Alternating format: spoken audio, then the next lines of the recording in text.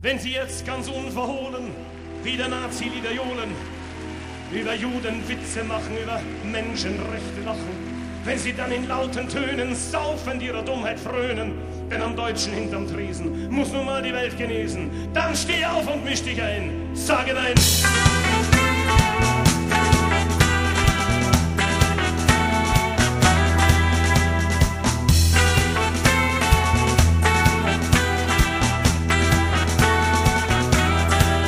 Meistens rückt dann ein Herr wichtig, die Geschichte wieder richtig, faselt von der Auschwitz-Lüge, leider kennt man's zur Genüge. Mach dich stark und misch dich ein, zeig es diesem dummen Schwein, sage nein.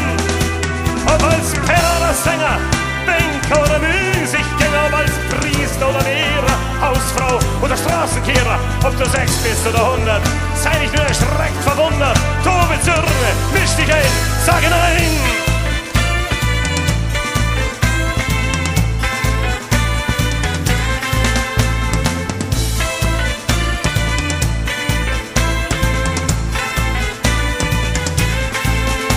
Wenn aufgeblasene Herren dir galant den Weg versperren, ihre Blicke unterlallen, nur in deinen Ausschnitt fallen, wenn sie prahlen von der Alten, die sie sich zu Hause halten, denn das Weib ist nur was wert, wie der einst an Heim und Her, tritt nicht ein in den Verein, sage nein.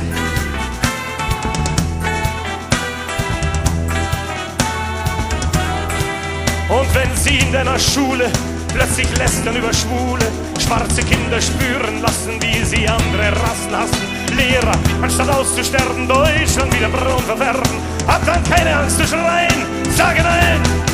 Ob als Penner oder Sänger, Banker oder Müßiggänger, ob als Schüler oder Lehrer, Hausfrau oder Straßenkehrer, ob du 6 bist oder 100, sei nicht nur erschreckt verwundert, tobe Zürne, misch dich ein, sage nein.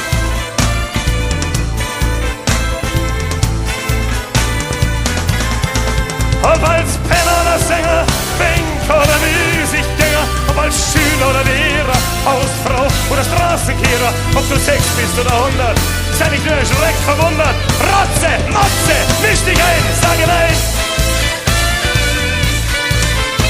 Sag nein. Sag nein.